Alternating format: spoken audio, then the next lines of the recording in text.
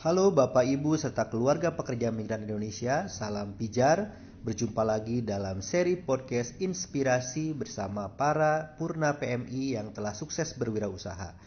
Pada kesempatan ini saya akan ngobrol-ngobrol bersama Bapak Bambang Sutrisno yang berasal dari Yogyakarta, seorang PMI Purna dari Korea Selatan.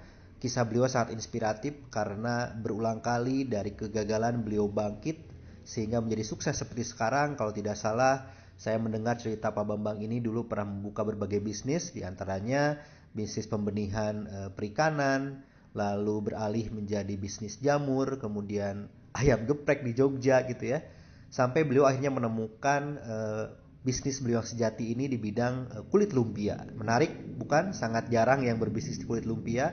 Tetapi beliau ini sekarang luar biasa inspiratif karena telah mempekerjakan 25 orang minimum gitu ya, tetangganya maupun keluarga serta mantan PMI yang lain, dan juga omsetnya pernah mencapai 300 juta per bulan karena pasarnya sangat luas, diantaranya memenuhi beberapa supermarket di Pulau Jawa sampai ke Pulau Bali.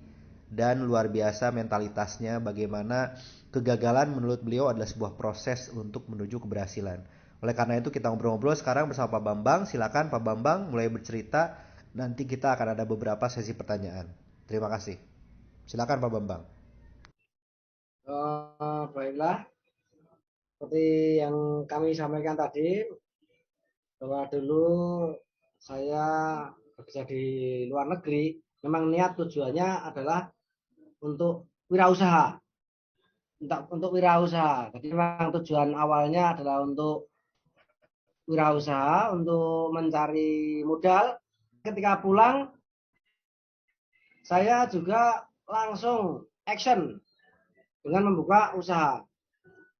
Ketika saya di Korea pun, saya juga sebenarnya meminta istri untuk buka usaha dengan saya bimbing. Pertama, ketika saya di Korea itu istri saya buka usaha laundry. Pada waktu itu laundry tahun 2005 belum ramai seperti sekarang. Tapi saya sudah membuka laundry. Karena saya meyakini yang terjadi di Korea saat ini akan terjadi 20 tahun atau 10 tahun yang akan datang. Sehingga ketika di Korea ramai, maka saya berinisiatif untuk membuka usaha yang di Korea sedang tren gitu. Dan itu saya rekam. Di Korea sekarang tren apa, pasti di Indonesia kemudian pasti akan tren. Nah, sambil saya kerja, usaha laundry jalan. Kemudian setelah pulang, itu laundry itu jadi usahanya istri. Setelah pulang saya buka usaha pembelian gurami. Nah, ketika membuka usaha gurami itulah modal yang saya keluarkan banyak banget itu, ratusan juta. Akan tetapi di luar dugaan saya, meskipun sistem manajemen segala macam sudah bagus, sudah memiliki jaringan yang luas, bahkan saya bisa menentukan harga gurami berapa itu saya yang menentukan, saking luasnya jaringan di Yogyakarta hingga Jamur. Tapi ternyata kemudian kita dikalahkan oleh pandemi virus, ya seperti sekarang ini. Kalau sekarang pandemi virus mengenai gurami, sehingga otomatis saya harus berhenti. Tapi saya tidak mau berhenti begitu saja. Saya gunakan kejadian itu sebagai pelajaran bahwa saya harus banting setir. Saya tidak ingin membuat sebuah usaha yang sewaktu-waktu bisa jatuh karena sesuatu hal yang rentan untuk jatuh. Maka saya membuka usaha di bidang kuliner karena pemikiran saya di bidang kuliner itu orang-orang pasti membutuhkan, pasti butuh dan tidak ada berhentinya karena manusia pasti akan makan. Itu adalah dasar saya. Nah, dari situ kemudian saya membuka usaha di bidang kuliner, yaitu kulit lumpia dan kulit pangsit. Kenapa kulit lumpia dan kulit pangsit? Karena di produk saya itu menjadi bahan utama untuk usaha berikutnya. Dengan demikian orang-orang akan membutuhkan produk saya karena itu menjadi bahan utama. Namun saya tidak ingin bahan utama saya itu bahan utama yang eh, kelas menengah bawah. Saya target market saya adalah menengah ke atas. target market saya adalah menengah ke atas, sehingga saya memilih menjual produk saya di supermarket. Hanya di supermarket. Saya tidak menjual di online maupun di pasar tradisional.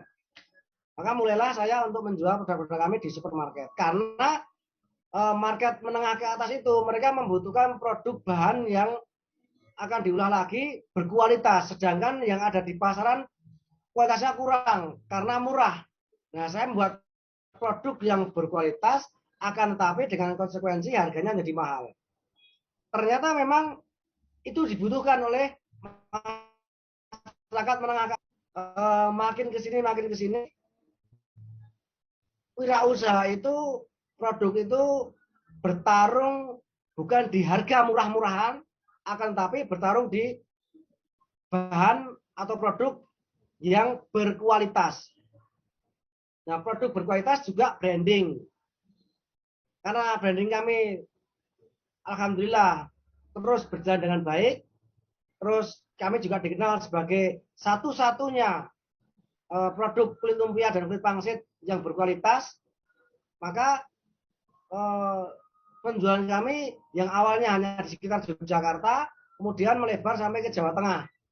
Setelah supermarket Jawa Tengah kita berhasil kita kuasai, di Jawa Barat ternyata mereka mendengar bahwa ada produk berkualitas produk saya.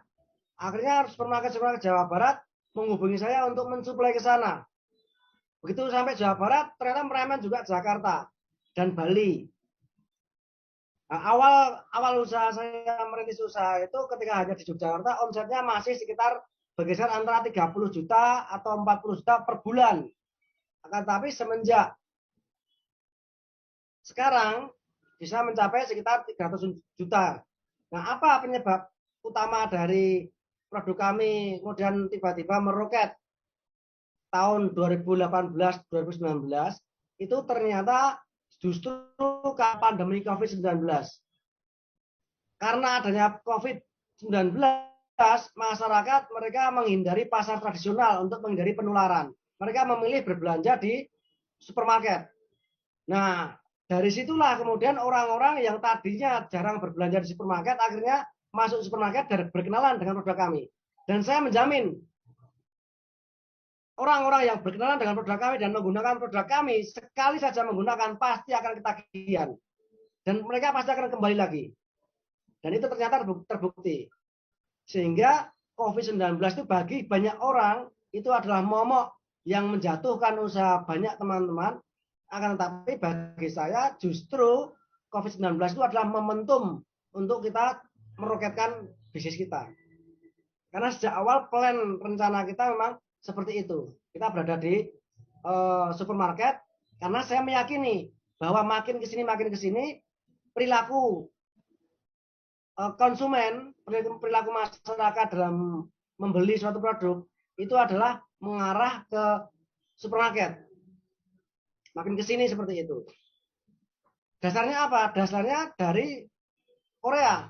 Ketika saya mempelajari di Korea, Korea sekarang adalah seperti saya katakan tadi 10 tahun yang akan datangnya Indonesia.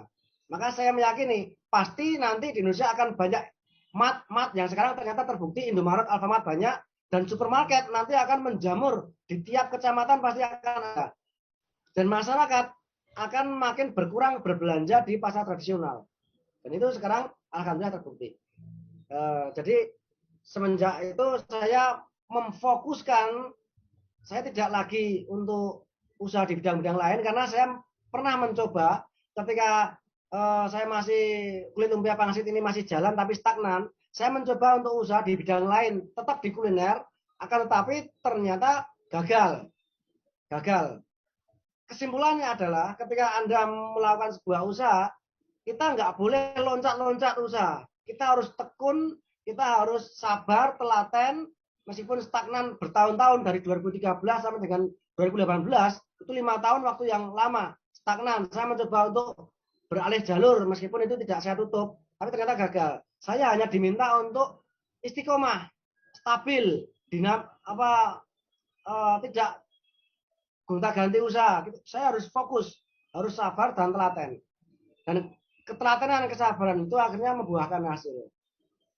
Sampai sekarang, alhamdulillah kita masuk ke pasar Jawa Barat dan Jakarta itu bisa menyingkirkan produk-produk kompetitor kita yang dulunya mereka menguasai pasar di sana, di pasar-pasar supermarket mereka akhirnya minggir semua, tersingkir oleh produk kami.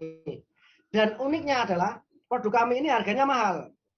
Kalau harga lain misalnya satu bungkus harganya 3.000 atau 4.000, produk kami itu dijual di supermarket sampai 10.000, 12.000, bahkan 3 kali lipat. Akan tetapi yang sekarang terjadi adalah ternyata apa yang saya sampaikan tadi terbukti bahwa masyarakat makin ke sini yang dicari adalah kualitas dan branding. Gitu. Begitu orang sudah kena kualitasnya dan brandingnya sudah masuk, ketika dia menggunakan produk kami mereka bangga dan meyakini bahwa produk yang akan dihasilkan dari dengan menggunakan bahan saya akan menghasilkan produk yang berkualitas, maka mereka akan terus membeli produk kita. Karena pada dasarnya masyarakat juga bersaing untuk membuat produk yang berkualitas. Maka mereka membutuhkan bahan yang berkualitas pula dari saya. Kalau menggunakan bahan yang tidak berkualitas, maka mereka akan menghasilkan produk yang tidak berkualitas pula. Dan nanti dia akan kalah saing juga. Itu yang terjadi. Sampai saat ini, alhamdulillah saya istiqomah fokus, memiliki beberapa karyawan dan omset yang tercukupi. Juga ada tim manajemen, ada tim marketing dan sebagainya. Demikian.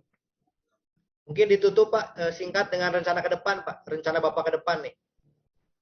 Rencana ke depan, saya optimis sekali bahwa perusahaan kami akan semakin membesar.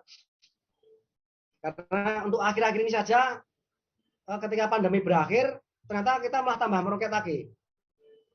Kalau kemarin pada posisi omset 200 juta, kemudian 250, bulan kemarin 300 juta, saya yakin untuk tahun ini kita bisa mencapai 500 juta dan bahkan bisa lebih. Oleh karena itu rencana saya ke depan adalah membuka pabrik. Karena saat ini kami membuka usaha produk kami, produksinya masih di rumah kami sendiri meskipun saya pisah dengan rumah pribadi, akan tapi berada di lingkungan perumahan penduduk. Saya ingin membuat pabrik sendiri yang jauh dari perumahan penduduk dengan sistem yang lebih modern, lebih tertata dan menjadi go public. Dan tidak hanya kami membuat produk kami sendiri, kami juga sekarang sudah memulai untuk membawa produknya teman-teman PMI atau teman-teman sesama UMKM yang membuat produk yang bagus, itu syaratnya harus berkualitas dan bagus. Saya bawa karena saya adalah vendor supermarket, sehingga apapun produk yang saya bawa, kalau itu memang layak untuk masuk supermarket, pasti akan masuk. Jadi beberapa produk-produk yang bukan produk saya sudah saya bawa untuk saya tawarkan ke supermarket saat ini.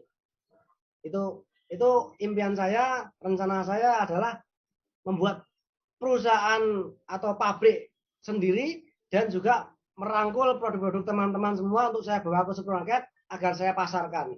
Saat ini sudah berjalan dalam OTW gitu. Ya. Terima kasih Pak Bambang Sutrisno, sangat inspiratif ya, tadi tidak hanya aspek usaha sendiri gitu ya, sudah ada rencana ke depan juga buat pabrik dan pasarnya makin meluas, mungkin ekspor ke Korea nanti Pak. Tapi juga tadi ada aspek kebermanfaatannya Pak ya, dari bagaimana bisa mengangkat sesama produk dari PMI yang lain gitu. Baik, terima kasih Pak Bambang gitu ya. Terima kasih atas kesediaannya berbagi dalam seri podcast Pijar. Semoga kisahnya menjadi motivasi dan hikmah pembelajaran bagi seluruh pekerja migran Indonesia yang tengah berjuang serta keluarganya di berbagai pelosok penjuru Nusantara. Sampai berjumpa lagi di seri podcast Pijar berikutnya. Setiap orang memiliki jalan serta kesuksesan yang berbeda-beda, tetapi kita semua bisa menjadi versi terbaik dari diri kita sendiri, dimulai dengan mengalahkan ketakutan atau mental block dalam diri kita. Terima kasih.